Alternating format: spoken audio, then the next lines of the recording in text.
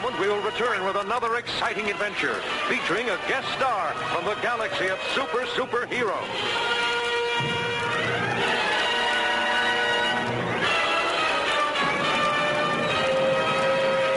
Hello and welcome to Brand X Reviews. This one I'm going to be looking at the DVD DC Superheroes The Filmation Adventures. Now, this is something I picked up fairly recently. It's been out to buy in the UK since 2008. I'm a big fan of a lot of the DC animated stuff. Batman the Animated Series is easily my favourite cartoon series. Not massively into cartoons, but I can watch that easily. I make no apologies as a grown man for watching this. But I saw this anyway, and I'm fairly interested in other animated stuff, and I read comics and stuff like that. So this was kind of interesting, but it's always something that I put on the back burner. But I picked it up recently in a shop called B&M in the UK, which it's a fairly cheap shop. They tend to sell stuff fairly cheap, and they always have these kind of things on offer. So it was about £4 that I bought this for. If you're watching this in America, that's about what, $6 or $7 or something like that. And I believe this is available in the US as well. Now, what you get is it's a 2-disc set. I don't know why it's on 2 discs, because it does kind of boast it's got 18 cartoons. It's an 18, well, it says 18 classic episodes, which is true. It is 18 episodes, kind of. But when you have them all together, it only comes to over like 2 hours, because these episodes are only 7 minutes long, which may seem a bit short, but I'll explain why that is in a moment. So, like I said, I don't know why they put it onto 2 discs. They could have easily squeezed it onto one. But anyway, that's kind of a side issue. Now, Filmation, you might recognise that name. They did the Masters of the Universe cartoon in the 1980s. And I always remember the logo before it came up. It was like the logo, and it go bloop, bing, and then He-Man, Masters of the Universe kind of thing.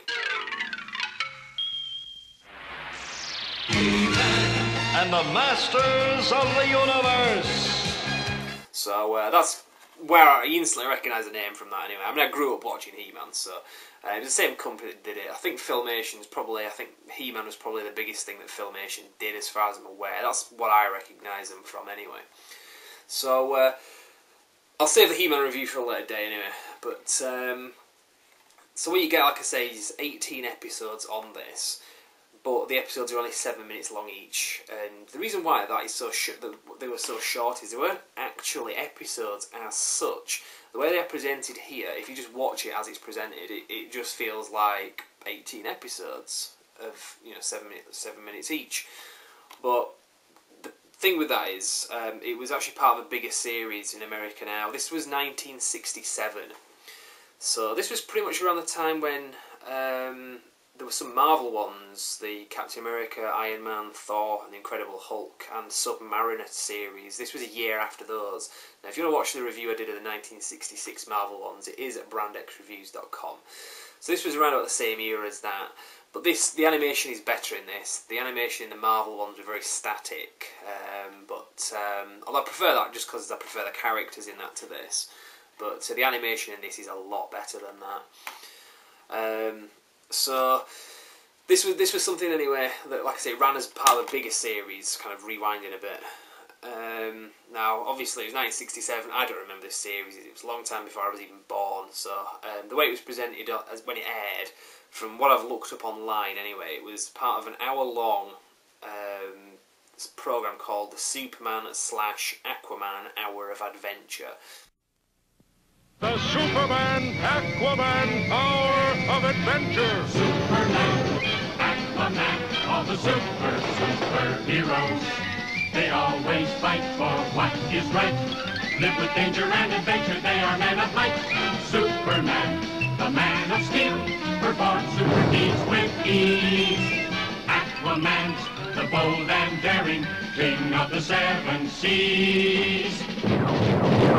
Hawkman from another planet swoops upon the foe. Nothing stops the Teen Titans everywhere they go. Flash defies the eyes who follow with the super speed. Against the force of evil, the Atom will succeed. Green Lantern's power ring can accomplish anything. Superman, Aquaman, all the superheroes are the Justice League of America. Men are that was basically a sort of cartoon thing where half hour of it would be Superman, the other half hour was Aquaman. And the Aquaman half hour of this was split into two parts. So you'd have two Aquaman parts, which filled up half an hour of this. And sandwiched in the middle of that, you had these 7-minute segments, which is what you get here.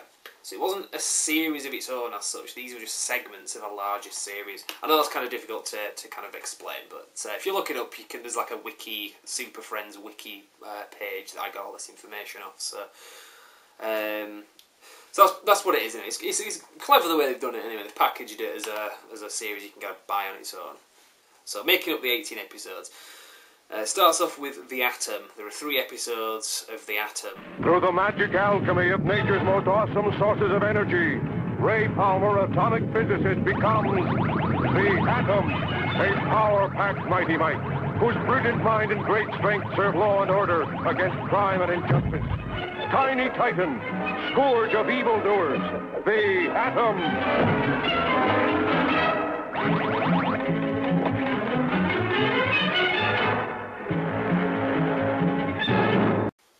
Now, the Atom is a character who just kind of shrinks down. If you're not familiar with that character, if you're more familiar with Marvel, he's a bit like Ant-Man, basically, but he just shrinks down. He does other stuff as well, but that's his main kind of trick that he does. So the 3 episodes, that make up the Atom segment are Invasion of the Beetle Men, the Plant Master, and the House of Doom. So that's that one. I wasn't too familiar with the Atom, to be honest, but the next one I am familiar with, it was The Flash. A scarlet costume ejects from his ring, and in a blur of motion, police scientist Barry Allen becomes The Flash, world's fastest human. The Flash, whose speed enables him to vibrate through solid walls and conquer the barriers of time and space in the pursuit of evildoers. The Flash, Scarlet Speedster for justice. Now, The Flash, you got to know The Flash is, seriously, come on. He can move very fast, let's just put it that way, he can kind of go through walls and stuff like that. But the 3 episodes that make up his part, there's The Chemo Creature, Take a Giant Step, and To Catch a Blue Bolt. And it also features a character called Kid Flash, who's kind of like a Teen Titans young version of the Flash, basically. The next part is Green Lantern, so I mean, you surely know who the Green Lantern is. By authority of the mystic guardians of the universe, on the far distant planet Oa, Hal Jordan, test pilot, becomes the Green Lantern, a cosmic crusader whose magical power ring at his bidding accomplishes the impossible. In his continuing fight against interplanetary evil, Green Lantern, Guardian of the Galaxy. There are 3 episodes to that. There's Evil Is As Evil Does, there's The Vanishing World, and there's Serena, Empress of Evil. The 4th segment is Hawkman. Carter Hall, scientific genius from a far-off world, flies into action as Hawkman, winged wonder, who would squeal his faithful fighting mascot, hit his arsenal of phenomenal powers against both earthly and interplanetary foes at peace. Hawkman, the Winged Avenger.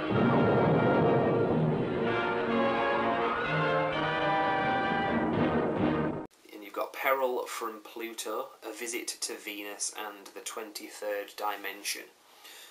So those are kind of individual characters that they did. So there's 4 parts there with 3 episodes in each. So there's another 2 parts to add to this. So next you had Justice League of America. So that's a load of the characters kind of put together. The Justice League of America, the combined might and power of the Man of Steel and the Cosmic Crusader, the Winged Avenger, and the King of the Sea, the Tiny Titan, and the Scarlet Streak, all working together for good against evil as the Justice League of America.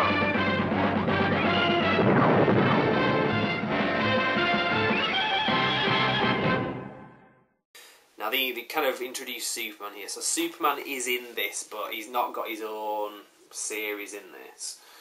But he's part of the Justice League of America 3 episodes that they did. So it was Between Two Armies, Target Earth, and Bad Day on Black Mountain.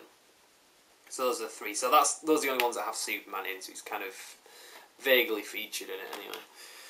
And then the last part with 3 episodes to it is Teen Titans.